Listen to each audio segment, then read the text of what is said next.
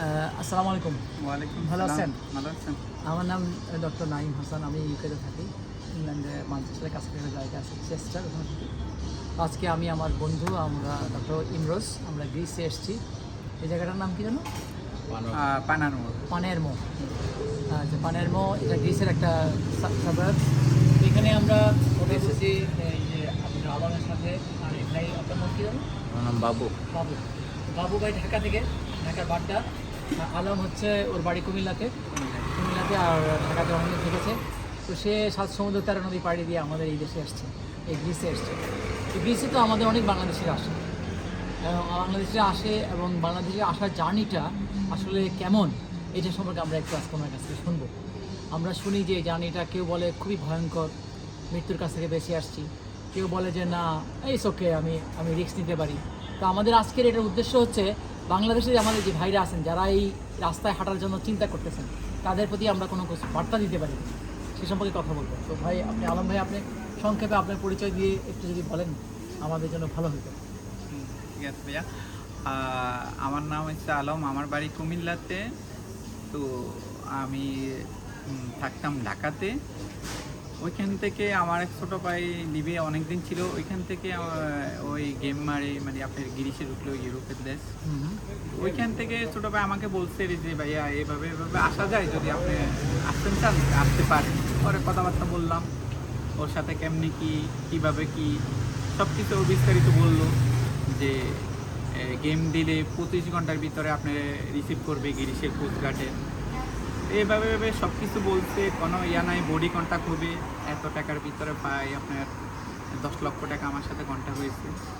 মোটামুটি সব কিছু দিয়ে ভালো কথাবার্তা শেষে একদিন হঠাৎ করে মানে ওরা সৌদির উমরা বিষয়ে ফ্লাইট দিল আমাদের। আচ্ছা, আপনি আপনার কাছে থামাই যে আপনি 10 লাখ টাকার কথা বলেন, এই 10 টাকা কি বাংলাদেশে দিয়ে আসছেন ওদেরকে?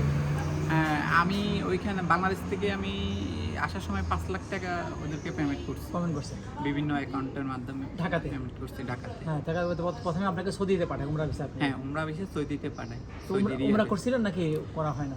উমরা করতে দেয় নাই দালালে, বলতেছে সময় খুবই কম, এই কারণে উমরা করতে দেয় নাই আমাদের। আচ্ছা, তো এখানে নিয়ে সৌদিতে আপনি রিয়াদে বের হইলেন। রিয়াদ থেকে কোথায় নিয়ে আসলো পরে জার্নিটা কি? রিয়াদ থেকে আমাদেরকে ট্রানজিট দিচ্ছে দুবাইতে ট্রানজিট দেওয়ার পরে এয়ারপোর্টের ভিতরে আমাদেরকে একদিন রাখছে। আচ্ছা, ওইখান থেকে রাখি আমাদেরকে আবার আপনার মিশরে ট্রানজিট দিচ্ছে। মিশরে নেওয়ার পরে পুলিশে আমাদেরকে মানে ওইখানে এয়ারপোর্টের ভিতরে আটক করে একটা রুমে নিয়ে গেল। প্রায় আমরা 40 জনের মতন ছিলাম ওইখানে বাঙালি। ওরা ওইখানে অনেক ওরা ইয়া করতে, ওয়াশরুমে যাইতে দেয় নাই, অনেক কষ্ট। ওখানে ওরা কি সন্দেহ করছে? সন্দেহ করছে বলতে ওইখানেও আপনার মাফিয়া চক্রান্ত আছে, মানে আপনার মিশরের যে বিমানবন্দরটা ওইটাও মানে আপনার মাফিয়াদের সাথে ওদের লিঙ্ক। তো ওইখানে আমাদের সব পাসপোর্ট নিয়ে গেছে, একটা রুমের মধ্যে আমাদেরকে বন্দি করছে, কোনো প্রস্রাব পায়খানা কোনো কিছুই করতে দেয় নাই। আচ্ছা, ওইখানে অনেকক্ষণ রাখার পরে এবারে পাসপোর্ট অনুযায়ী আমাদেরকে ডাক দিচ্ছে। পরে আমাদের একটা 7 জনের একটা টিম ছিল, বাংলাদেশ থেকে গেছিলাম আমরা। ওইখান থেকে 7 জনের একটা টিম আমাদেরকে ডাক দিছে। প্রথম এটা কত সালে? এটা হচ্ছে 2025-এ। 25 সালে। আচ্ছা, খুব রিসেন্ট। আরেকটা কথা আমি মানে আমাদের বাংলাদেশি এয়ারপোর্টেও আবার দালাল কোড দেয় আমাদেরকে, বিভিন্ন রকমের কোড দেয়। আচ্ছা, তা আমাদের দেশে কাজু বাদাম কোড দিচ্ছে। আচ্ছা, তো ওইখানে আমরা যখন ইমিগ্রেশন পার হইতেছি, পুলিশে একটা পুলিশ আসলে গেছে যে আপনাদের কোড করতো, তা আমরা কাজু বাদাম বলছি। পরে উনি আমাদেরকে ওইখান থেকে মানে ইয়া করে পুলিশে নিয়ে গেল। হ্যাঁ, পুলিশে নিয়ে গেছে। পুলিশ নেওয়া যাওয়ার পরে আমাদেরকে এক জায়গায় বসাইলো। আচ্ছা, সালামিয়া দুবাই যে সালামিয়া যে বিমান, ওই বিমানের একজন কর্মকর্তা আসলো, মুরব্বী টাইপের। উনি আসি বলতেছে, কোড নাম্বার বললো আমাদেরকে, তোমরা 7 জন, তোমরা সবাই আমার সাথে আসো। সবাই মানে আমাদেরকে সবাইকে নিয়ে ডাইরেক্ট আপনার বিমানের যে সামনে নিয়ে গেছে ডাইরেক্ট। আচ্ছা, উনি মানে অনেকজনই সিরিয়ালে দাঁড়ায় রয়েছে, প্রায় 20-30 জন, কিন্তু আমাদেরকে আগে পাস করে নিয়ে গেছে। মানে উনি দালাল, ওই দলের লোক। হ্যাঁ, বিমানের, এটা হচ্ছে বিমানের দালাল। আচ্ছা, পরে পুলিশ দালাল, বিমান দালাল। আচ্ছা, পরে ওইখান থেকে ওইটা কোন শেষ। এয়ারলাইন্স ছিল মনে আছে? হ্যাঁ, সালামিয়া। সালামিয়া কোনো এয়ারলাইন্স আছে? হ্যাঁ, দুবাই সালামিয়া। আচ্ছা, আমি আমার সালামিয়া দুবাই নাকি এয়ার দুবাই? এয়ার দুবাই না, এয়ার আরাবিয়া না, সালামিয়া, এটা সালামিয়া। আচ্ছা ঠিক আছে। সালামিয়া দুবাই। পরে ওইখান থেকে আমরা তো মিশর আসলাম। মিশর আসার পরে আমাদেরকে 7 জনের ডাক দিচ্ছে। ডাক দেওয়ার পরে আমাদেরকে নিয়ে গেছে, নিয়ে আমাদেরকে আরেকটা জায়গায় মানে আপনার রাখছে। তো ওইখানেও মানে আপনার অনেক গেজাগেজি, অনেক গরম, মানে ওই সময় গরম ছিল। এরপরে ভিতরে হ্যাঁ, ওইখানে আমাদেরকে 2 দিন আটকে রেখেছে, কোনো খাওয়া দেয় না, পানি দেয় না, কিচ্ছু দেয় না। আচ্ছা, পরে ওইখান থেকে আপনার কাছে তখন ভয় লাগে নাই যে এখানে কেন আটকা রাখলাম, কি হলো? কোনো নেট নাই, কোনো কিছু নেই, ভয় তো লাগতে আছে যে সামনের দিকে গেলে আরো সিচুয়েশন কি হবে, এটা তো মানে বলার কোনো ভাষা নেই। আচ্ছা পরে ওইখানে অনেক কষ্ট, সবাই গেজাগেজি ঘুরে হয়েছে। থাকার পরে একদিন সন্ধ্যার দিকে আমাদেরকে একটা রুটি দিছে, শুকনো একটা রুটি দিছে আর একটা জুস দিছে। আচ্ছা দেওয়ার পরে আমরা তো আশা বসে দিচ্ছি। পরে হঠাৎ করে আমাদেরকে মানে পাসপোর্ট অনুযায়ী ডাক দিল। ডাক দিয়ে আমাদেরকে সব ডিরে ধাক্কায় ভিতরে ঢুকাইলো, একটা রুমে ঢুকাইয়া সবগুলার পাসপোর্ট মিলাইয়া একটা লিবিয়ার থেকে একটা বিমান আসছে, লিবিয়া এয়ারলাইন্স। তো এটা আসার পরে ওইখানে যেরকম ধরেন আপনার গরুর মতন যেভাবে ধাক্কায় তোলে, বিমানে এইভাবে ধাক্কায় তুলছে। কোনো ওয়াশরুমে যাইতে দেয় না, কোনো কিছুতে যাইতে দেয় না। পরে বিমানে উঠলাম, ওইখানে বসলাম। বিমানের অবস্থা খুবই খারাপ, লিবিয়ার বিমান এত খারাপ মানে ভয়ে, মানে বিমানের শব্দ অন্যরকম, সব কিছু মানে যেরকম ওই আমাদের বাংলাদেশের বাসের মতো লক্কর ঝক্কর, মানে যে কোনো সময় দুর্ঘটনা ঘটে যেত। হ্যাঁ বটবটি মানে এটা আমি অনেক ভয় পেতেছি। তো পরে ওইখানে করলাম, আমাদের কোনো ওয়াশরুমে যাইতে দেয় না, বিমানে কোনো কিছুতে যাইতে দেয় না। এমনি তো 2 দিন মানে অবস্থা খুবই খারাপ। পরে ওয়াশরুমে যেতে পারেন না, কোনো জায়গায় যাইতে দেয় না, ওয়াশরুমে ভিতরে যাইতে দেয় না, এখানেও যাইতে দেয় না। বিমানের লোকগুলো খাইতেও যায় না। বিমানে লিবিয়া এয়ারলাইন্সে খাওয়ার দিচ্ছে, একটা ছোট একটা ওই যে কুত্তা একটা দিচ্ছে, আমাদের বাংলাদেশে ছোট একটা কুত্তা মেয়ে একটু পানি দিচ্ছে আর একটা জুস দিচ্ছে, একটা বাদাম দিচ্ছে। তো ওগুলা খাইলাম। তারপরে ইয়াও তো মানে বাথরুমের সমস্যা, পরে এটা তো গেল। পরে লিবিয়াতে বিমান ল্যান্ড করলো। ল্যান্ড করার পরে ভয় পেয়ে গেছি বলতে, বিমানের যে গ্লাস দিয়ে সাইডে দিয়ে আমি বসলাম, ওইখান থেকে দেখতেছি সব মরুভূমি, কোনো কিছু বোঝা যাইতেছে না, এমন এক জায়গায় ল্যান্ড করছে। পরে ওইখান থেকে ল্যান্ড করার পরে আমাদেরকে সবাই ওইখান থেকে নামাইয়া সব দিকে ধাক্কায় একটা বাসে তুলছে, গেজেগেজি করিস। ওরা একটা বাসে তুলে আমাদেরকে অনেকক্ষণ ড্রাইভ করে নিয়ে গেছে। বিমান থেকে নামলেন, ইমিগ্রেশন হয় না, পাসপোর্ট দেখে না, কিছু করে না? হ্যাঁ, বিমান থেকে নামি আমাদেরকে বাসে তুলছে। বাসে তুলে আমাদেরকে আপনার আগে পাসপোর্ট ছিল তখন? হ্যাঁ, পাসপোর্ট ছিল। পাসপোর্টটা সিল করছে, স্ট্যাম্প মারছে? এটা বলতেছি আমি। এই বাসে করে নিয়ে যাওয়ার পরে আমাদেরকে একটা রুমের ভিতরে ঢুকাইলো। ওইখান থেকে ঢুকাই সবাই আপনার লাইন করে দাঁড় করাইছে ইমিগ্রেশন করার জন্য। ওইখানে যাইয়া দেখতেছি লিবিয়ার পুলিশরা খুবই মারাত্মক। ওরা পায়ের উপরে পা তুলে টিকিট খেতেছে, কেউ এটা করতেছে, কোনো কিছুই মানতেছে না। ওরা ওগো মতো উশৃঙ্খল। আমাদেরকে সব দিকে এক লাইন ধরাইলো, সবাই আইয়া ওরা জিগাইতেছে কোড নাম্বার, কার কি গ্রুপ। পরে আমারে দাঁড় করাবার পরে দিয়ে বাঙালি অ্যাকসেপ্ট করলো, আমার আবার পাকিস্তানের লোকে দিল। তো বাঙালি সবগুলোর পাসপোর্ট নিয়ে গেছে, নিয়ে লাইন ধরে দাঁড়ায় দিচ্ছে। আমার বাঙালির সাথে না দিয়ে পাকিস্তানি লোকে দিচ্ছে। আমার ওই ইমিগ্রেশন করে আমারে আপনার বাইর করে দিচ্ছে। আর আমি বাইরে গেলাম, আমার ওই ব্যাগ টেক নিয়ে বসে রইলাম এক কোনা দিয়ে। আমাদের যে 6 জন, আমরা তো 7 জনের টিম ছিল, আরও 6 জন আটকে ছিল। ওদেরকে আবার আনতে, ওদেরকে আবার পাসপোর্ট দেয় নাই।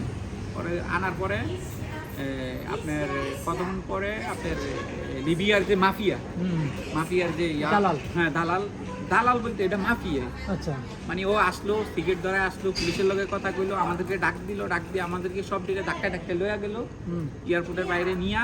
ওইখানে আমাদেরকে একটা চিবে নিয়ে গেছে, ওইখানে 7 জনে বসায় সবার নাম জিগাইয়া সবার থেকে আপনার সব কিছু নিয়ে গেল, পাসপোর্টটা নিয়ে। এয়ারপরে আমাদেরকে কি করছে, একটা গাড়িতে উঠাইছে, তুইলা আমাদেরকে ইয়ার থেকে ব্যানগাজি এয়ারপোর্ট থেকে আমাদেরকে কই নিয়ে গেছে আমরা নিজেও বলতে পারবো না। রাতের বেলায় ওইখানে পাই, রাতের 12টা-1টা বাজে। পরে নিয়ে আমাদেরকে একটা গলিতে ঢুকাইয়া ওইখানে আমাদেরকে নামাইবার পরে দিয়ে একটা বাঙালি আইলো, একটা বাড়ির নিচে আমরা গেলাম। ওই বাড়ির নিচে একটা বাঙালি আইলো, আইয়া ওই যে লিবিরে বলতেছে, আরবি বলতেছে, মুদির মানে লোক আইসে, মানে বলতেছে আরবিতে। পরে আমরা ওইখান থেকে বাইরে হইয়া আমাদেরকে সব দিকে বলতেছে, তোরা কোনো কথা কইবি না, চুপ করে সবাই উপরে উঠবি, কোনো শব্দ করবি না। পরে আমাদেরকে গাড়ি থেকে নামায় উপরে নিয়ে গেল, একটা 6তলা 5তলা একটা বিল্ডিং ছিল এরকম লাগে। পরে আমাদেরকে টপ ফ্লোরে নিয়ে গেল, ওইখানে নিয়ে আমাদেরকে আটকায় ওইখানে বন্দি করে নিল। ওইটা বলে একটা ক্যাম্প বলে। হ্যাঁ, ক্যাম্প বলে। মানে বাংলাদেশ থেকে যারা আসে লিবিয়া দিয়ে, মানে যারা এই পথে আসবে, বেস ক্যাম্প। এটা যেরকম ইটালির গেমে, আপনার গ্রিসের গেমে এটা একটা ক্যাম্পে রাখে। আচ্ছা, ওইখানে ওখানে আপনারা অন্য হ্যাঁ। কাউকে দেখছেন আপনারা যখন পৌঁছালেন? হ্যাঁ, অন্য কাউকে দেখতে আরো ছিল, আরো গ্রুপ ছিল, মানে আমরা এক গ্রুপ ঢুকলে আরো গ্রুপ বাইর করে দেয় এরকমেরই, মানে এক গ্রুপ আসলে নতুন, পরের গ্রুপ ইয়ার সকালবেলা আপনার ওইখান থেকে বোর্ডে তুলে দিবেন। না, ওইখান থেকে আবার গেম করে নিয়ে যায় বিভিন্ন, যারা আপনার ইটালির গেমে যায় তাদেরকে ইটালি নিয়ে যায়, ইটালির ওই যে ইয়াতে নিয়ে যায়, আপনার এটা কি বলে, লিবিয়ার আপনার ওই বুঝলাম, একটা জায়গায় নিয়ে যায়। ওইখানে নিয়ে যায়, আর যারা আপনার ওই ইয়া করে ওদেরকে আবার তুবরুক নিয়ে যায়। হুম। পরে ওইখান থেকে আমাদেরকে মানে রোমের ভিতরে ঢুকে সব কিছু আটকাই আমাদেরকে বলতেছে তোদের পাসপোর্ট দে, ডলার কে কত আনছস এগুলা দিয়ে। তো আমরা বাংলাদেশ থেকে আবার দালালে বলে দিচ্ছে তোরা 50,000 টাকা করে একজনের ডলার দিবি। আমরা 50,000 টাকার ওইখান থেকে এক একজনের ডলার নিচ্ছি। তো আমাদের 7 জনের থেকে পাসপোর্ট নিয়ে গেল, ডলার নিয়ে গেল, নিয়ে বলতেছে তোদের দালালরে ফোন দে যে তোরা আপনার এই শহীদের ক্যাম্পে আইসিস। শোয়েব? না না, শরীফ। শরীফ, হ্যাঁ। আচ্ছা। পরে ওইখান থেকে আমাদেরকে বলছে, বলার পরে আমরা তাদের সাথে যোগাযোগ করলাম, যোগাযোগ করার পরে আমাদের তো খাওয়া নাই, কিছুই নেই।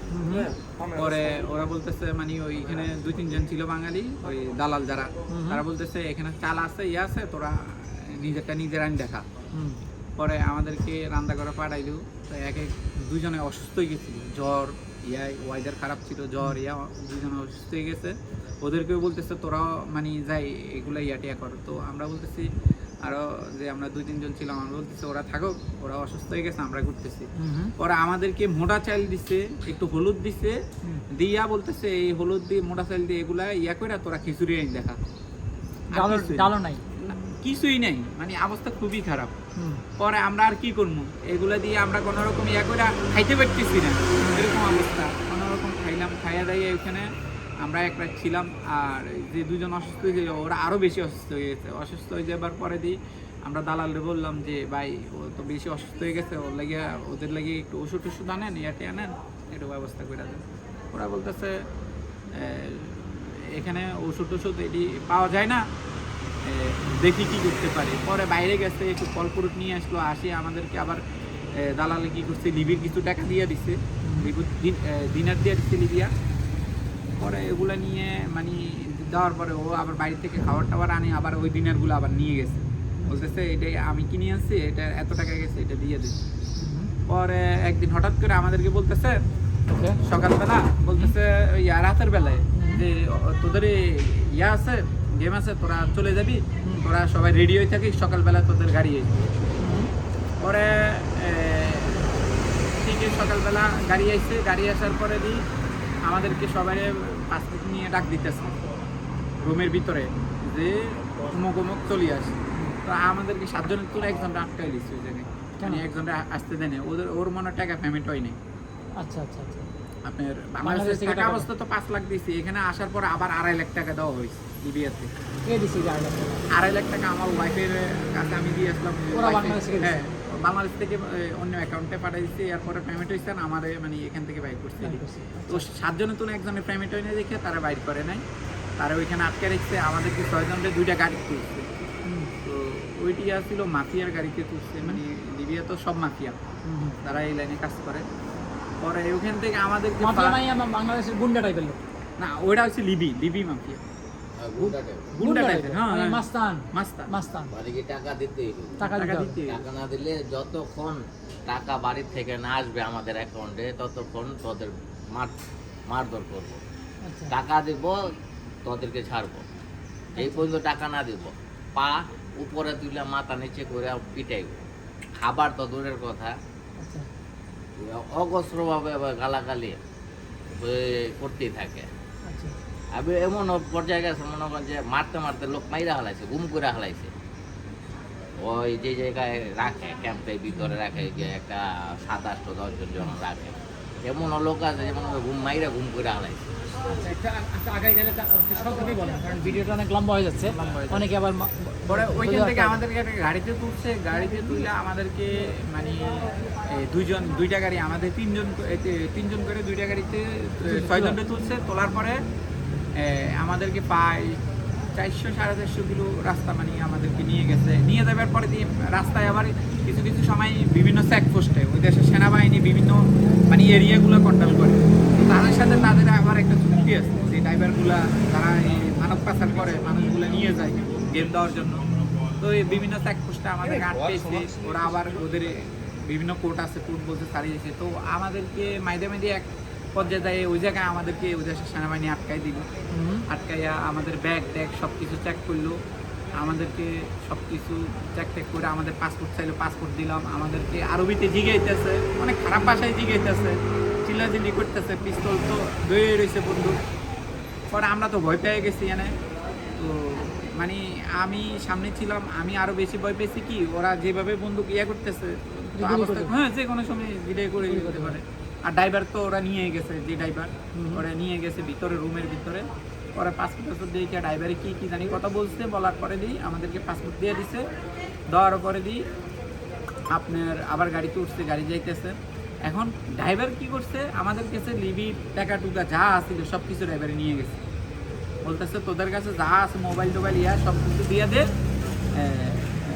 পরে আমি তোরে এগুলো তোদেরকে দিয়ে দিতেছি। পরে এরকম ইয়া করতে করতে প্রায় আরও 2-2.5 ঘন্টা আপনার ড্রাইভ করার পরে একটা তেলের পাম্পের এনে নিয়ে এসেছে। আনার পরে ওইখানে আমাদেরকে মেন যে দালাল, মানে যে আপনার বোটে তুলবে, ওর কাছে আমাদেরকে দিয়ে দিচ্ছে। তো আমাদেরকে একটা মানে জিপ গাড়ির মতন একটা ধরেন এটা মেয়ে আসবো আপনি 3 জন, ওইটার মধ্যে আমাদের 6 জনকে গেজাগেজি করে তুলছে। তোলার পরে আমাদের ওই যে মোবাইল টোবাইল এগুলো তো সবই ওদের কাছে। তো আমরা বললাম যে ভাই আমাদের মোবাইলগুলো, মানে বুঝাই বললাম, আমরা তো আর আরবি জানি না। পরে মোবাইলগুলো দিয়ে দিচ্ছে, টাকা পয়সা আসছে। পরে ওইখানে গেজাগেজি আপনার নিজের টাকা ছিল, পার্সোনাল টাকা ছিল। ক্যাম্পে ঢোকার পরে ওই যে শরীফের ক্যাম্পে ছিলাম, ওইখানে ঢোকার পরে ওর কিছু লিবি টাকা দিচ্ছে, কিছু টাকা ও নিয়ে গেছে, মানে ওই যে কলপুর দাম ছিল, আর কিছু টাকা আমাদের কাছে ছিল, ওইটা এখানে ড্রাইভারে নিয়ে গেছে। পরে ওইখানে গেজাগেজি করি আমাদেরকে একটা জিপে তুলে আমাদেরকে মরুভূমির উপরে নিয়ে, মরুভূমির উপরে দিয়ে আপনার একটা মরুভূমির মধ্যে একটা ওই ওদের দেশের একটা মানে ছাপড়িঘরের মতন একটা ইয়াটায় বেড়াটারা বানায় না, এইসব একটা ঘরে নিয়ে গেছে। ওইখানে না যাবার পরে দেখতেছি মাছরি সুদানি ওইখানে ভরা, মানে ওই রুমের ভিতরে। বাথরুমের অবস্থা খুবই খারাপ, পানি নেই, কিছু নেই, অবস্থা খুবই ডিসিশন। ওইখানে আমাদেরকে নিয়ে গেলেও বলতেছে তোরা এখানে থাক, এখান থেকে তোদেরকে গেম দেওয়া হবে। তো ওইখানে আমরা একদিন থাকার পরে ইয়ার পরের দিন দেখতেছি আরও বাঙালি নিয়ে এসেছে ওইখানে, প্রায় আমরা 17 জন বাঙালি হয়েছি ওই জায়গায়। আনার পরে ওদেরকে দেখতেছি এক গ্রুপ আসে চেক করবার লাগে কার কাছে কি আছে, কি আসে কিছু গ্রুপ আসে, বন্দুক নিয়ে আসে, কিছু কিছু মাদক সামনে দেখতেছি ওদের শরীরের থেকে ব্লাড টানি ওরা ব্লাডগুলো খাইতেছে, মানে এরকম নেশা করতেছে, মানে ভয়ঙ্কর অবস্থা ওইখানে সেকশন, খুবই ভয়ঙ্কর, মানে শরীরের থেকে ব্লাড টানি ব্লাড খায় এরকম অবস্থা। পরে বড় বড় মাফিয়া ওরা আসার পরে আমাদেরকে গণলো, ইয়া করলো, কার গ্রুপ কোনটা আলাদা করলো। হঠাৎ করে আবার বিকালবেলা আমাদেরকে বলতেছে তোরা রেডি হয়ে যা, তোদের আজকে করতাম। পরে আমাদেরকে সব কিছু অ্যাটে হয়ে আমাদের ব্যাগ ট্যাগ সব রাখি দিছে, মোবাইল টোবাইল সব নিয়ে নিছে, নিয়ে আমাদেরকে খালি আমাদের পোশাক আর ইয়া বলতেছে এটা নিয়ে তোরা যাইতে হইব। পরে কোনো আমাদের তো বলছে আপনার সেফটির জন্য আপনার ওই ইয়া দিবে, সেফটি জ্যাকেট, হ্যাঁ ওইটাও দেয় নাই, কোনো টিউব দেয় নাই, কিছুই দেয় নাই।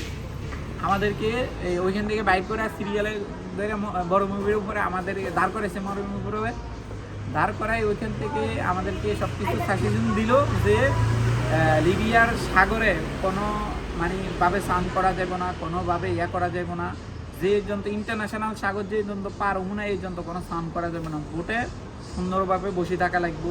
সুদানি যে ড্রাইভারগুলো ছিল হ্যাঁ সবাইরে বুঝাই দিছে, ইয়াটিয়া করতে। পরে আমাদেরকে মরুভূমির উপরে দিয়া পায়ে আমাদেরকে 2 ঘন্টা হাঁটায় নিয়ে গেছে। আমাদের এই পাওটা সব মরুভূমির উপরে যে গায়ে কাঁটাগুলো আছে এগুলো পাওটা সব চিলে গেছে, সব অবস্থা খুবই খারাপ। এটা কি দিনের বেলা না রাতের বেলা? রাতের বেলা। পরে 2 জন যে মানুষ অসুস্থ ছিল ওরাও আবার আমাদের সাথে আমাদেরকে নিয়ে, ওরা একজন আমার পিছে পড়ে গেছে, মানে সুদানিরা তো লম্পা লম্পা, ওরা দৌড়ে দৌড়ে চলে যেতে পারে, আমরা বাঙালিরা তো মানে কষ্ট করতে অনেক কষ্ট। পরে একটা অসুস্থ মানে ওই 2 জনের তো একজন অসুস্থ হয়ে গেছে, মানে বেশি, ও আবার পিছে পড়ে গেছে। তো যারা আবার একটু পিছে পড়ে যায় তাদেরকে আবার মারে, আপনার থাবুর মারে, লাত্তি মারে, ইয়া করে, খুবই অবস্থা খুবই খারাপ। পরে ও যখন পিছে পড়ে গেছে ওদের কাছে তো আবার বন্দুক আছে, তা আমি তো ওরকম আবার মাইরে ডারে তো পিছে আবার ওদের একটা গাইড আছে যে ওই সব গায়ে মানে গোলা গেলা নিয়ে যাইবো। তো ওরা আবার কইছি যে ভাই একদম আছে পিছে হাত দিয়ে ইশারা বুঝেছি, ও আবার দৌড়াই যাই ওরা নিয়ে আসে টানি ইসকা নিয়ে আয় আমগর একটা মেন রোডের পাশে দাঁড় করাইলো, গাড়ি টাড়ি দেখলো, পিছন দেখে আমাদেরকে রাস্তা পার করলো। ওই পাশে সাগর, এ পাশে হচ্ছে আপনার মরুভূমি। ওই রাস্তা পার করে আমাদেরকে নিয়ে গেছে।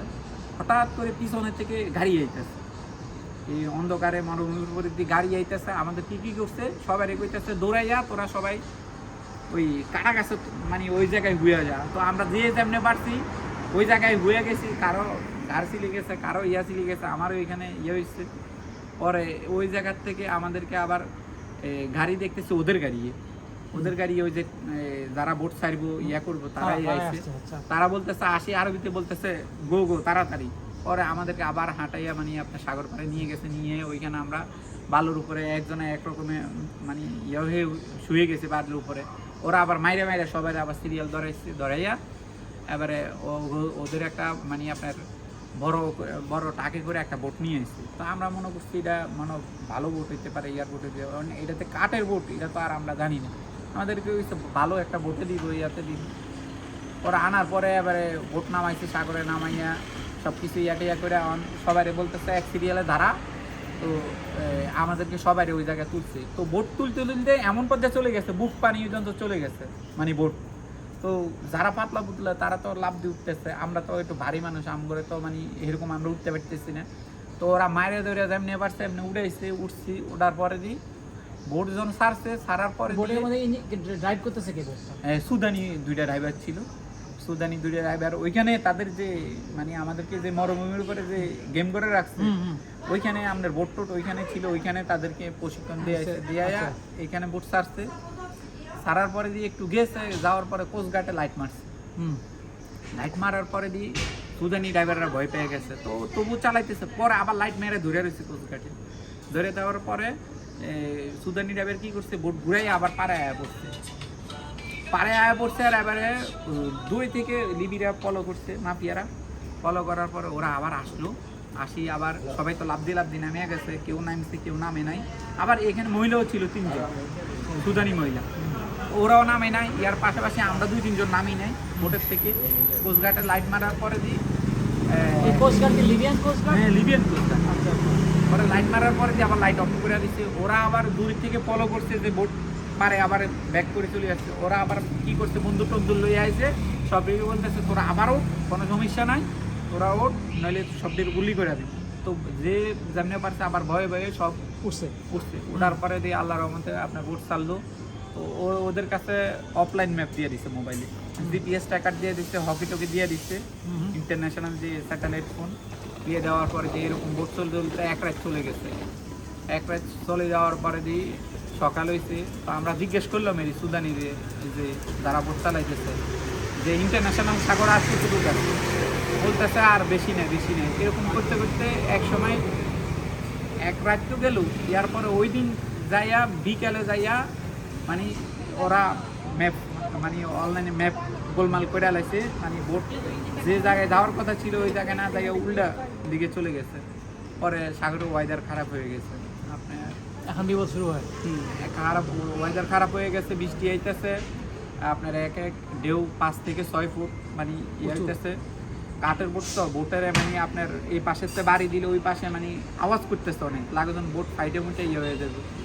তো যে যেমনি বাড়তেছে কাঁদতেছে, সবাই ইয়ার মতন হয়ে গেছে। ইঞ্জিলও নষ্ট হয়ে গেছে সাগরের ইয়ায়, ইঞ্জিলও বন্ধ, সব কিছু বন্ধ, সবাই এমনি করে রয়েছে, আল্লাহ করতেছে, সবাই কান্দাকাটি করতেছে। বোটের অবস্থা খুবই খারাপ।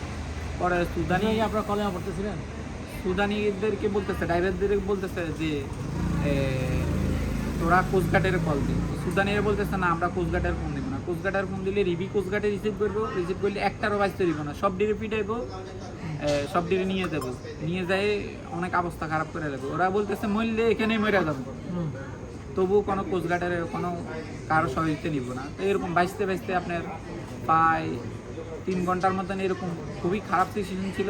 থাকার পরে যে হঠাৎ করি ওই 3 ঘন্টা আপনার মনে হচ্ছে আমার জীবনের শেষ দিন, মানে যেটা বাস্তব কথা, মানে জীবনের শেষ দিন মনে করছি, মানে বলার বাইরে। আমার 2টা বাচ্চা আছে, 2টা মেয়ে আছে, কি কমু আপনার মানে ওদের লাগে মানে আমার বল যারা মানে হা হা করতেছে কেন আসলাম আবার যদি এখন ব্যাগ চলে যেতে পারি চলে যাবো সমস্যা নেই।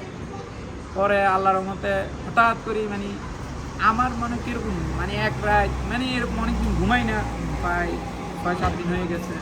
আবার এক রাত তো এমনি বোটে বাসলাম, পরের দিন বাসলাম, পরের দিন রাইত হইল, বোট তো সাগরে সিচুয়েশন গাছ দিল। আমার হঠাৎ করে মানে আমার ঘুম চলে গেছে। ঘুম টুম ওঠার পরে দেখতেছি মানে সকাল হয়েছে, ওই সময় যাইয়া দেখতেছি সুদানি যে ড্রাইভারটা ও কি করছে সাগরে নেমে গেছে। সাগরে নেমে ওই নিচের যে পপালার পাঙ্কা, ওই পাঙ্কাতে সমস্যা হয়েছিল, ওই পাঙ্কা ঠিক করতেছে। আর দুইজন তো ড্রাইভার ছিল, একজন উপরে ছিল আর একজন সাগরে পানি মেরে ছিল। পরে ওই ঠিকঠাক কইরা একটা ইঞ্জিন স্টার্ট দিচ্ছে, দুইটাতে একটা স্টার্ট দিচ্ছে, দেওয়ার পরে দিয়ে ওইটা দিয়ে ওই আল্লাহর রহমতে মানে আপনার আল্লাহর নাম লয়ে আগাইতে আসছে।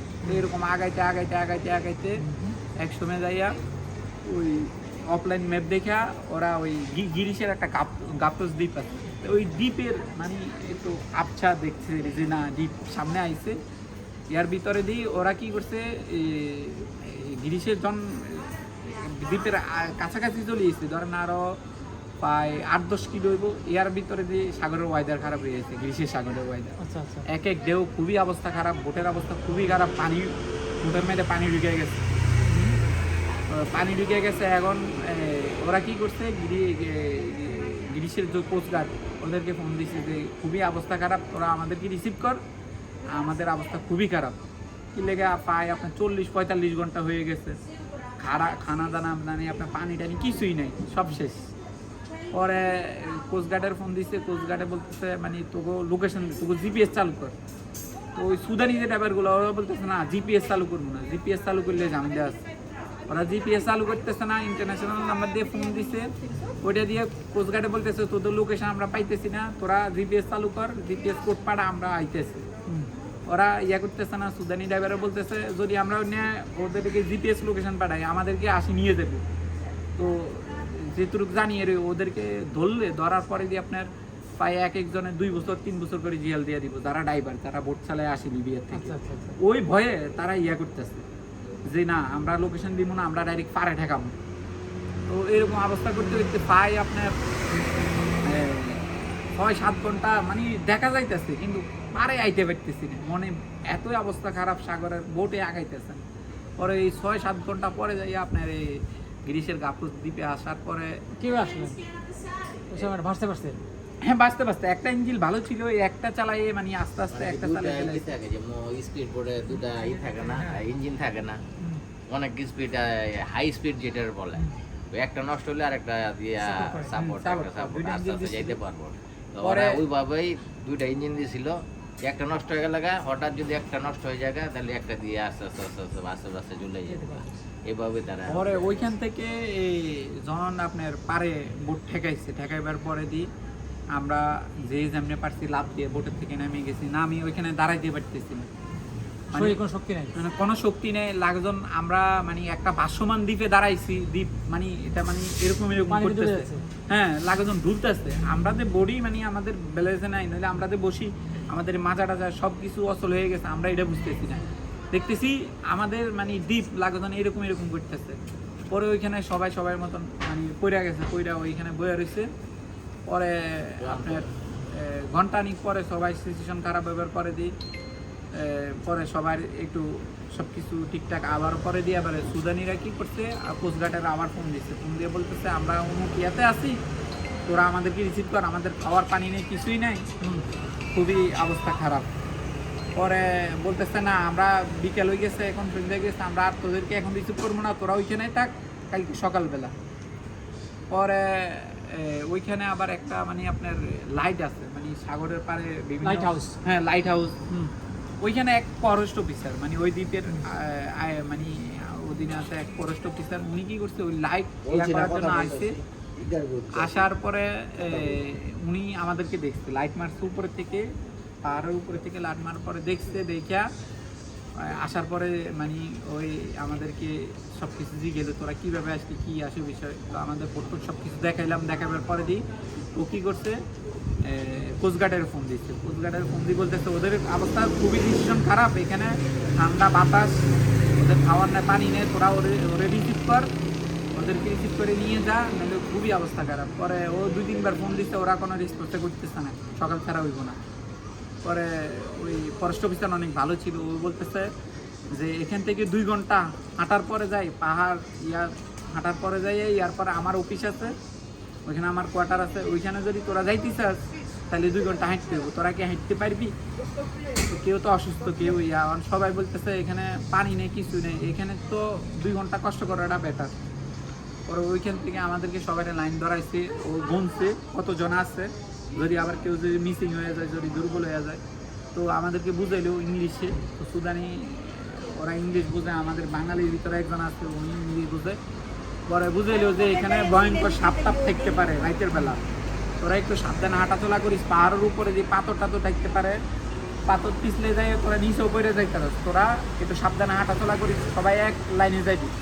তো পিছনে সুদানি 2 জনকে দিয়ে দিচ্ছে, বড় বড় চাই, কেউ যেন মিস্টেক না হয়। আর সামনেও ছিল এই আপনার ফরেস্ট অফিসের ছিল, আমাদেরকে এরকম নিয়ে যেতে 1-2 পার হইবার পরে দিয়ে আমাদেরকে এক জায়গায় বসাইছে, বসাই এখানে 20 মিনিট বসাইয়া আমাদেরকে রেস্ট নেওয়ার জন্য ইয়ে করছে। পরে ওইখান থেকে হাঁটাইয়া আবার ওর অফিসের কাছে নিয়ে গেল, মানে আপনার ওর গেস্ট হাউসের কাছে। তো ওইখান থেকে মানে মানে ওইখানে তার এটা তো দ্বীপ, তো ওইখানে আবার আপনার কোস্টগার্ডের জাহাজটা, ওদের বিভিন্ন সামান টামান আসার জন্য যে একটা জেটি আছে, আমাদেরকে ওইখানে আবার ওর ইয়ার থেকে পানিটা নিয়ে দিচ্ছে, ওর গেস্ট হাউসের ওইখান থেকে পানিটা নিয়েছে, দেওয়ার পরে দিয়ে আমরা পানিটা নিয়ে খাইলাম। আমাদেরকে একটা ময়লার টাকে তুলছে, ময়লা টয়লা টানে, বিভিন্ন গাছ টাছ ইয়ে হইলে ওইটা নামে একটা টাকে তুলে আমাদেরকে আপনার ওই জেটির কাছে নিয়ে গেল, নিয়ে ছোটো ছোটো 2-3টা রুম ছিল, ওইখানে আমাদেরকে রুম দিছে। আর এই দেশের একটা সিমের একটা ইয়া দিছে, ক্যান দিছে, সিম বাংলাদেশের যেরকম সিমের বিচির মতন যে বড় বড় সিমের বিচির ক্যানগুলো দিছে। তো এগুলা দিল, পানি দিল, এগুলা খাইতে পারতেছি না, মানে খাওয়ার তো হঠাৎ করে আছে, তো একজনে খাই বমি করে দিচ্ছে, কেউ খাই নাই পালাই দিচ্ছে। তো এইভাবে আমরা তো অনেকদিন মানে প্রায় 50 ঘন্টা তো সাগরেই ছিলাম, এমনিও অগুমা। পরে রুম দিছে, রুমের বাইরে ঠান্ডাও পড়ে গেছে, ওই সময় একটু রাতের বেলা ঠান্ডা পড়ে, ওরা আবার একটু কম্বল টম্বল দিয়ে দিল, যে যেমনি পারছে একজনের উপরে একজনে ঘুমাই গেছে। সকালবেলা ডাক দিল, ফরেস্ট অফিসার আসি, ডাক দিয়ে আমাদেরকে বাইর করে সিরিয়াল ধরার পরে এবার আমাদেরকে লিবিয়ার কোস্টগার্ড আইয়া আমাদেরকে বোটে তুললো। ওইখান থেকে প্রায় 1-1.5 ঘন্টা, সরি গ্রিসের হ্যাঁ গ্রিসের কোস্টগার্ড ওই ওদের আবার বোটে তুললো, হ্যাঁ বোটে তুলে 1-1.5 ঘন্টা বোট চালাবার পরে দিই গ্রিসের একটা বড় আইল্যান্ড আছে, বড় একটা দ্বীপ আছে, ওই দ্বীপে নিয়ে আসার পরে কানিয়া বড় একটা দ্বীপ, হ্যাঁ ওইখানে আনার পরে দিই আমাদেরকে বোটের থেকে নামাইলো, ওইখান থেকে আমাদেরকে রুটি দিল, জুস দিল।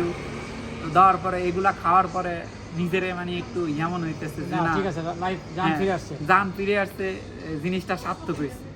তো এখন এই যে আমি সংক্ষেপ করি, এখন এই যে আপনি এই ভয়ঙ্কর জার্নি পাড়ি দিলেন, বারবার মৃত্যুর সম্মুখীন হলেন, আপনার কাছে কি মনে হয় বাংলাদেশ থেকে যারা আসতে চান তাদের এই জার্নিটা করা উচিত? না, এটা কখনো মানে যাওয়া হয় না। আমাদের লাইফ ভালো ছিল, আমাদের লাইফ ভালো ছিল দেখে, হ্যাঁ ভাগ্য ভালো ছিল দেখে আমরা অল্প কয়েকদিনের ভিতরে নইলে এক চান্সে চলে আসছি। কিন্তু আমাদের পরে যে ছেলেটা আটকায় রাখছে, ওরে 3বার গেম দিচ্ছে, আমি যেটুকু শুনছি পরে ওরে 3বার গেম দিচ্ছে, 3বারে ওই লিবিয়ার কোস্টগার্ডের কাছে ধরা খাইছে, ওর অনেক কষ্ট হয়েছে, এখনও আইতে পারেনি। তো এই লাইনে আসাটা আমার দ্বারা মানে আপনি বলবেন যে যেন না আসে, তাই না? কারণ কি বাংলাদেশ থেকে অনেকে মনে করতে পারে যে স্বর্গরাজ্য মানে ইউরোপ, আসলে ইউরোপ যে কত কষ্ট, এখানে না গেলে বোঝা যাবে না, বোঝা যাবে না। মানে বারবার মৃত্যুর সম্মুখীন হয়েছে, একবার মাফিয়াদের কাছে, একবার কোস্টগার্ডের কাছে, একবার মরুভূমিতে, একবার সাগরে, একবার নৌকা ডুবে গেল, খুবই খারাপ নৌকা ডুবে মানে নৌকার ইঞ্জিন নষ্ট হয়ে গেল, তারপরে কেমনে লোকজন সাগরে নেমে নৌকা ঠিক করলো, এটা অসম্ভব, এটাকে হবে না। এই জার্নিটা কতটা দুর্বিষহ, এবং আমি আরও শুনেছি যাদের কাছে অনেকে ওইখানে মারা গেছে, এবং মরুভূমিতে হাঁটতে যে অসুস্থ হয়ে গেছে, মারা গেছে। মানে আমি 2006-এ বাংলাদেশ থেকে বের হয়েছিলাম, এই জুন মাসে, এই মাসে মনে করেন আমি তখন এই তুর্কির ভিসার জন্য অ্যাপ্লাই করছিলাম ঢাকাতে, গুলশানে। তখন আমার ভিসা দেয় নাই। তো আমার এক দালাল ছিল, ওনাদের বাড়ি ছিল যশোর, কিন্তু উনি আমাদের এলাকায় বিয়ে করছে, আমাদের এলাকায় মেয়ে ছিল, ওখানে বিয়ে করে ওখানেই থাকে। উনি আমারে প্রায় দীর্ঘ 2-3 মাস আমারে ঘুরাইছে যে তুমি একটু ওয়েট করো, ভিসা হইব তুর্কির, তোমার তুর্কি ফ্লাই করবো, তুর্কি থেকে তোমার গ্রিসে পাঠাবো, তোমার কোনো আধার গেম না, কোনো গেম না, বডি কন্ট্যাক্টে তোমার যতবার তোমার ধরবো ততবারে তোমার পাঠাবো। তো আমি বলছি আমি যাবো না, যদি ডাইরেক্টলি এরোপ্লেনে যদি হয় তাহলে আমি যাবো। এখন উনি বলতেছে ঠিক আছে ওয়েট করো। এমন 2-3 মাস হওয়ার পরে আমার ভিসা, তুর্কির ভিসা আমার দিলই না, বরঞ্চ আমার থেকে 1-1.5 লাখ 2 লাখ টাকা নিয়েছে, অলরেডি নিয়ে গেছে প্রথমে, যে বলে এটা প্রসেসিং করতে হইব ভিসার জন্য, ওখানে পাঠাই দেবো পাসপোর্ট, এটা করতে হইব বিভিন্ন। তখন তো বুঝতাম না, কেন আপনি একজন দালাল, আপনি যা বলবেন তো আমার শুনতে হবে, কারণ আমি প্যাসেঞ্জার, কেন আমি আমার যেতে হইব। তো উনি মনে করেন যে এটা করার পরে উনি করতে পারে নাই, তুর্কির ভিসা করতে পারে নাই। পরে আমার বললো ওনার আবার ছিল ফকিরাপুল পানির ট্যাঙ্ক, এই ফকিরাপুল পানির ট্যাঙ্ক ইয়ে, ওখান থেকে উনি হঠাৎ করে বলতেছে 2-3 মাস পরে বলতেছে যে বাবু ওখান থেকে তো হয় নাই, অনেক সমস্যা হইতেছে, তো তোমার আমি সিরিয়া পাঠাবো। সিরিয়া, তো সিরিয়া এখন ওই যে আমাদের বাংলাদেশে জানুয়ারিতে যে ওই বাণিজ্য মেলা হয় না, যেমন পাকিস্তান থেকে স্টোর বসে, ইটালি থেকে যেমন বিভিন্ন এক্সিবিশনে, এরকম একটা ভিসা আমার বের করতে সিরিয়াতে, ওখানে বাংলাদেশে একটা সব স্টোর নিছে। তো ওখানে আমাদের সাথে জুতা দেওয়া দিছে, চপ্পল, পায়ের স্যান্ডেল যেটাকে বলে, 2 কার্টুন দিয়ে দিছে, বলছে ওখানে জাস্ট এটা শো, জাস্ট এটা শো, তোমাদের এই বিষয়টা বের করছি সিরিয়া থেকে, ওখানে যাইবা, যাওয়ার পরে তোমরা এটা বিক্রি করা নাই করো, 2-3 দিন থাকবো, ওখান থেকে তোমাদের তুর্কি নিয়ে যাবো। আপনি বিষয়গুলো বলবেন কত কষ্টে যা ছিলাম। 1 সপ্তাহ ছিলাম, হোটেল দিছে, হোটেলে খাইলাম, কিন্তু বাইরে বেরোতে পারিনি, সাথে টাকা পয়সা কিছুই ছিল না, সব। উনি বাংলাদেশ থেকে ওনাকে ফোন করি না, ফোন ধরে না, উনি বলতেছে বাড়িতে ফোন করি, বাড়িতে বলে ওনারে যে আমরা যে দালালের কাছে পাঠাইছি ওই ঠিকভাবে রাখবো, টেনশন না করতে বলবো। মনে করেন অনেক কষ্টে 2-3 দিন না খাওয়া ছিলাম আমাদের হোটেলে রাখার চুক্তি করছে, কিন্তু খাবারের কোনো চুক্তি করেনি। আমরা যে বাইরে যায় যে কিছু খাবো সেগুলোও খাইতে পারিনি।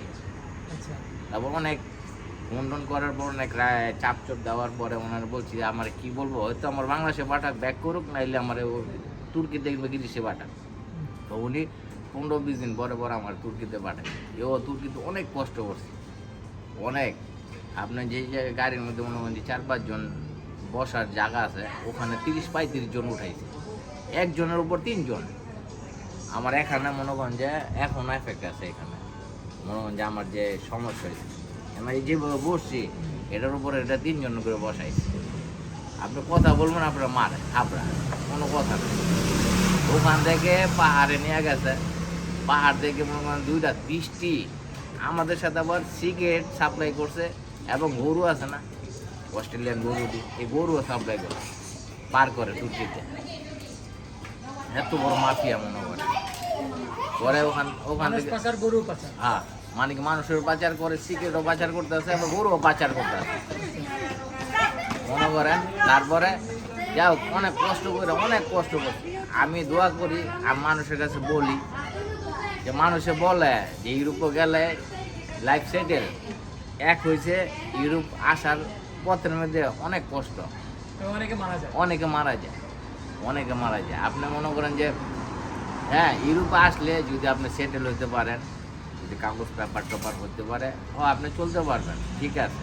কিন্তু আপনি আসার পর তো এখানে সরকার আছে, আইন আছে, কানুন আছে, আপনি আনলিগে আপনি আসেন, অবৈধ পথে আসেন, আপনি হুট করে আসার পরে তো আপনি কাগজ মানাইতে পারবেন না। হয়তো আপনার লয়ারের কাছে ধরতে হইব, হয়তো আপনি ওয়েট করতে হইব 2, 4, 5 বছর, 10 বছর, 12 বছর। আমি 12 বছর ওয়েট করছি। 2006 আসছি, 2017-তে 18-তে আমি কাগজ পেয়েছি। 12 বছর আমার বাপ মা ভাই বোন কারোর সাথে, আমি দেশের সাথে যাবো দূরের কথা, কারোর সাথে মানে কি আমার লাইফের অর্ধেক 1-2% এত টাকা দিয়ে এতগুলো সময় নষ্ট করে, এটা ওয়ার্থ না, এটা কোনো মানে এটা লাইফ না, এটা লাইফ না, এটা ভ্যালু না। এর থেকে যদি ধরেন যাদের শিক্ষাগত যোগ্যতা আছে তারা ইউরোপে আসুক শিক্ষাগত যোগ্যতা দিয়ে, আর যাদের যোগ্যতা নাই তারা বাংলাদেশে যদি ওই টাকাটা ইনভেস্ট করে, বাংলাদেশে ওই টাকাটা নিয়ে আপনি একটা ব্যবসা করেন, একটা ছোটো দোকান দিলেন কিংবা একটা জমি নিলেন, তো জমিতে চাষ করলেন। এখন আমাদের এগ্রিকালচারের স্বর্ণযুগ, একটা যদি বিষমুক্ত সবজি করা যায়, ফসল করা যায়, মানুষের কাছে বিক্রি করা যায়, আমার কথা এই যে আপনার টাকা পয়সার কোনো সমস্যা হবে না। আমাদের একটা রিক্সাওয়ালা 15,000 টাকা কামাই করে বাংলাদেশে, আমি অবশ্যই তাই না? আপনার সাথে আমি অনেক ভালো ছিলাম। আপনার সাথে আমি এই যে উনি বলছে আমি আমি অনেক ভালো ছিলাম। আমি এক ডক্টরের গাড়ি চালাইতাম, আমার মাসে প্রায় আপনার 25,000 টাকার মতন স্যালারি পড়তো। তো এখানে আসার পরে মানে আমি বুঝতে পারলাম যে আমার বাংলাদেশের 2টা মেয়ে ছিল, মেয়েগুলোর দিকে তাকাই আমার লাইফটা আমি ওইখানে সেটেল করতে পারতাম। যে আমার 10 লক্ষ টাকা লাগছে, এখন আমি আপনি চাইলে মেয়েদেরকে- একটা গাড়ি কিনি, আমি ওভারে গাড়ি চালাইতে পারতাম। উবার দাও দাও। আমার দৈনিক 2,000 টাকা আসলে মাসে 60,000 টাকা, অনেক টাকা। এখানে আসি লাইফ নেই। এই যে আমি ক্যাম্পে ছিলাম, আমার যারা এখন এই লাইনে আসার জন্য মানে প্রস্তুতি নিতেছে, নাহলে যারা আসবে আমি তাদেরকে না করতেছি। ক্যাম্পের অবস্থা খুবই খারাপ, এখানে খাওয়ার দেনা মানবিক কোনো মানে ইয়ে নেই, এখানে খুবই অবস্থা খারাপ। টয়লেটে যাওয়া যায় না, টয়লেটে যাওয়া যায় না, এমন রুম দিব ওইখানে। ঠান্ডার সময় খুবই অবস্থা খারাপ হয়েছে, গরমের সময় খুবই অবস্থা খারাপ হয়েছে। খাবার বলতে কোনো কিছু নেই, হালাল খাবার দেয় কিনা এটা বলতে পারি না। আপনার ওই সালাদ দিব, এ দিব, এ দিব, এগুলা খাই কোনো মানুষ থাকা যায় না। আপনার এটা জেলখানা, জেলখানা আমাদেরকে ভাই 50-60 দিন আমাদেরকে ওইখানে আটকায় রেখেছে। মানে তারপরে আপনি লাকি যখন যে ছুটে গেছেন, অনেক ছুটে গেছে। ছুটতে পারবেন। হ্যাঁ, এখনো এই যে এখনো আপনার 8 মাস 9 মাস, কেউ 1 বছরও আছে এখানে, ছাড়তেছে না, ইয়া করতেছে না। কিন্তু এখান থেকে আসার পর যে অ্যাসালাম কার্ড দেয়, ওইটা নিয়ে আবার হয়রান। ওইটা আপনার একটা ইন্টারভিউ দিব, ওই যেরকম ইন্টারভিউ আপনার 1 মাস পরে ফেলাই দিব, 1.5 মাস পরে ফেলাই দিব, ইন্টারভিউ দিবে, আপনার কাগজ ওরা রিজেক্ট করে দিব যে আপনার মামলা রিজেক্ট হয়ে গেছে। আপনি আবার উকিল ধরেন, আপিল করেন, আবার কাগজ নেন, 2 দিন পরে যাইয়া ওদের মন মতো নেই, ওরা আবার কি করবো ওইটাও রিজেক্ট করে দিব। মানে আপনার এখানে প্রতিটা এই যে দালাল আছে, বিভিন্ন বাঙালি দালাল আছে, তাদেরকে 300 টাকা দিলে তারা একটা উকিল দইরা ইয়া করে দেয়, 300 ইউরো দিবে। তো 300 ইউরো যারা নতুন অবস্থা আসে, তাদের কাগজপত্র নাই, ডকুমেন্ট নাই, তারা 300 ইউরো কই থেকে পাইব? 300 ইউরো পায়, বাংলা পায় আপনার 50 থেকে 60,000 টাকা। তো এটা কি দেওয়া সম্ভব? এই 1 মাস পরে 1.5 মাস পরে এভাবে অনিশ্চিত জীবন, একদম অনিশ্চিত জীবন। মানে এটার কোনো নিশ্চয়তা নেই। এই যে আমরা আইসি এখন সরকার আমার মতে আপনার সাথে আমি একমত যে পড়াশোনার জন্য বাইরে আসবো, ঠিক আছে, তারা আসুক, ওয়েলকাম, আমি না বলি না। কেননা পড়াশোনার জন্য পড়াশোনা করলো, সাথে সাথে পাশাপাশি ছোট একটা জব পারলে ওনার খরচটা একটা যোগ্যতা পাইলো, একটা সার্টিফিকেট, একটা কিছু পাইলো, ঠিক আছে। না, আমার মতে যারা অশিক্ষিত, মানে কি ইংলিশ কোনো কিছু, গরিব ঘরের মানুষ, আমি মনে করি যে এখন তো 10 লাখ, আমি যখন আসছি তখন 8-9 লাখ টাকা লাগছে, 2006 আসছে 10 লাখ 12 লাখ টাকা দিয়ে। এখন বর্তমানে আপনি সার্বিয়াতে, রোমানিয়াতে অনেক জায়গায় লোক যেতেছে, ঠিক আছে, লিবিয়াতে আসতেছে 15 লাখ 16 লাখ 20 লাখ। গতকালকে একটা প্রতিবেদন দেখছি, একটা লোক 40 লাখ টাকা খরচ করছে, লিবিয়া আসছে কিন্তু যাইতে পারে না, ইটালি গেম মারতেছে। 3-4 বার মনে করেন যে মাফিয়ার হাতে পড়ছে। বাংলাদেশে ফোন করে একজনের কাছে 10 লাখ করে টাকা বলছে, 3বার মনে করেন 30 লাখ দিছে। লাস্টবারে মনে করেন 10 লাখ দিয়ে 40 লাখ দিয়ে বাংলাদেশের কাছে। বাংলাদেশে এয়ারপোর্টে আমি দেখছি, যে প্রতিবেদনটা দেখছি গতকালকে, 40 লাখ টাকা খরচ করে এই লোকটা যদি 40 লাখ টাকা বাংলাদেশে কোনো ব্যাংক রেখে খাইতো, কথার কথা, উনি বাংলাদেশ ব্যাংকের থেকে তো কিছু অ্যামাউন্ট পাইতো, তারপর পাশাপাশি সংসারটা চলে যেত, সংসার যেত। তো এই অমানবিক জায়গা থেকে বাইরে হতে পারতো। আরেকটা কি জানেন, মানসিক যে কষ্ট, মানসিক এটা কষ্ট বোঝানোর মতো না, ইটস ভেরি ইমোশনাল।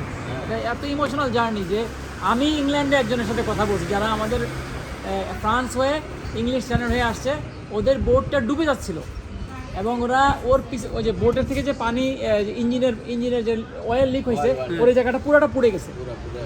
এবং সে বলছে যে আমি আমার ওয়াইফ সিরিয়ান ইয়েমেনি লোক, ওর ওর বাচ্চা ছিল, বলে যে আমরা মৃত্যুর হাত থেকে বাঁচিয়ে আসছি, মনে হচ্ছে ওই দিনই শেষ। এরকম মরতে যারা চান, ওয়েলকাম, আপনি মরতে চান, মরতে চান, এর মরার থেকে না যায় নিজের ফ্যামিলির সাথে সুখের সময়টা কাটান, বাচ্চার দিকে তাকান, বউর দিকে তাকান, মা বাবার দিকে তাকান, তাকায় ওই টাকাটা বাংলাদেশে ইনভেস্ট করেন। কি বলেন? এটাই আমার এটাই। আমি তো সেটাই বলতেছি। আমার জীবন, আমার বয়স কত, 38 বছর 39 বছর। আমার জীবন থেকে মনে করেন যে আমি অর্ধেক বাকি জীবনে আমি কাটাই দিচ্ছি ইউরোপে, কিন্তু আমি কাগজ পেপারের জন্য দেশে যেতে পারিনি। অনেক কষ্ট করছি, রাত নাই দিন নাই। এক ভাইয়ের সাথে কাছে গেছি যে আমার এটা করে দেন, উনি বলতেছে আমার সময় নেই, বিকাল আসো। লয়ারের কাছে গেছি, ও বলে ওয়েট করো, অনেক কষ্ট। অনেক টাকা পয়সা অনেক তো খরচ হয়েছেই, এবং কিছুই হয় নাই, কিছুই পাইনি। আমার জীবন থেকে তো সময় গেছে 10টা বছর চলে গেছে। 10টা বছর 12টা বছর চলে গেছে। এখন আমার কথা হয়েছে কি, যাদের ইউরোপে আসার ইচ্ছা আছে, যারা শিক্ষিত, ইংলিশ কিংবা পড়াশোনার জন্য আসতে একটা যোগ্যতা চাইতেছেন, আছে, একটা যোগ্যতা কিছু আছে, করে খাইতে পারবে, কিছু legally করতে করতে পারবে, পারবে। হ্যাঁ, এই বোটে তারাই না, আসেন। এই- কিন্তু আমার কথা হচ্ছে অবৈধ পথে আইসেন না। আর ভাই ওই মানুষের একটা- রাস্তায় গেমে, রাস্তার হাঁটার পথে কিংবা ট্রলারের পথে, আমার কথা হচ্ছে যদি আপনি যদি বিশ্বাস করে যদি আপনি এরোপ্লেনে আসতে পারেন তাহলে আসেন, ঠিক আছে। আমার কথা হচ্ছে অবৈধ পথে আইসেন না, এত টাকা খরচ করে, কেননা সবার কাছে সব এখানে কিছু কি থাকে জানেন না। কে লাভবান? এখানে লাভবান হচ্ছে যে দালালরা, দালাল, এই চোরা কারবারিরা, ওরা মাফিয়ারা, এরা হচ্ছে লাভবান। আমাদেরকে বানাইছে পণ্য, পণ্য। ওদের পণ্য আমরা, আর আমরা ওদের হাতে জীবনটাকে তুলে দিচ্ছি, অনিশ্চিত মৃত্যুর হাতে নিজেকে তুলে দিচ্ছি। এটার মতো বোকামি আর কিছু না। তো আমরা এই যে আজকের ভিডিওটা করলাম সবাইকে অ্যাওয়ারনেস করানোর জন্য। আমাদের ভিডিওর পিছনে আমার ডক্টর ইমরোজ সাহেব আছেন, আমরা সবাই মিলে করলাম। আপনাদেরকে অনেক ধন্যবাদ। আপনি ইমরোজ সাহেবকে দেখতে পাবেন, এই যে উনি আমাদের ভিডিওটা ধারণ করছেন। আমরা গ্রিসে আছি, এই যে বাবু ভাই আর এই যে আমাদের আলম, হ্যাঁ, আর আমরা সবাই মিলে আপনার এই ভিডিওর শেষ এখানে করতেছি যে সত্যি আমরা যদি এই মাধ্যমে কারো যদি একটু অনুভূতি হয়, একটা অনুভূতি হয়, উপকার আসে, আমরা মনে করবো এটা সার্থক হয়েছে। এবং আজকে বিকালে আমরা আসলে কাকতালীয়ভাবে আপনাদের সাথে আমাদের দেখা হয়ে গেছে। আমরা ইংল্যান্ড থেকে আসছি, আপনারা গ্রিসে আছেন, এথেন্সে। তো এখন এই কথাগুলো আমরা ফেসবুক কিংবা সোশ্যাল মিডিয়ামে প্রকাশ করবো আমরা। যদি এর মাধ্যমে সামান্যতম কারো অনুভূতি হয়, আমরা সবাইকে বলবো প্লিজ ভাই এই রাস্তায় হাঁটেন না, আপনি মৌতের দিকে আগাচ্ছেন। দেশে অনেক কিছু করার আছে। দেশে অনেক কিছু করা আছে আমাদের, আর আমাদের মূল্যবোধটা দেখেন। আপনি একটা মানুষ, আপনার অনেক সম্মান আছে, আপনাকে কুকুরের মতো ব্যবহার করে, কুকুরের মতো গরুর সঙ্গে পাঠায়, গরুর আপনার গরুর সঙ্গে গরুর পাঠায়। সঙ্গে থাকতে দেয়। তারপরে আপনার মানে মরুভূমির মধ্যে একটা আপনি মনে করেন না যে আমি ইউরোপে আসছি, আমি বাইরে আসছি, কাজ ঠিক আছে, বাইরে যারা আসে কাজ করতে আসে, ফ্যামিলির জন্য আসে, ফ্যামিলির দুটা সুখের জন্য, দুটা খাবার অন্ন জোগাড় জন্য। কিন্তু এখানে আপনি ম্যাক্সিমাম লোক 90% লোকই আপনার যেই এই বস আছে, যারা যেমন আমি একটা শেফের কাজ করি, কিন্তু ওরা আমাকে ভালোবাসে না, ওরা আমাকে ভালোবাসে না, ওরা আমার কাজকে ভালোবাসে। এই ঠিক আছে, কাজটা যদি আমরা দেশে করতাম, এই কাজটা যদি আজকে আমি 12-14-15 ঘন্টা কাজ করি, হ্যাঁ, যদি এখানে বাংলাদেশে খুবই শ্রম কষ্ট। দিতাম, এখানে আজকে যদি 15 ঘন্টা আমি বাংলাদেশে শ্রম দিতাম, আমি এখানে যা ইনকাম করতে তার চেয়ে ডাবল ইনকাম করতে পারতাম। অবশ্যই। আজকে আমাদের বাংলাদেশে হাজার হাজার আছে, ফসল জমি আছে।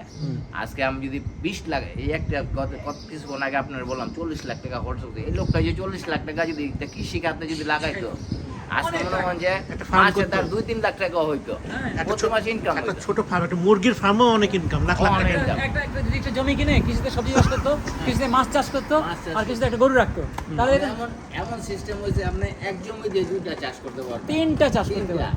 আপনি মুরগির ফার্ম দিতে পারেন, হ্যাঁ। নিচে আমি আপনাকে মাছ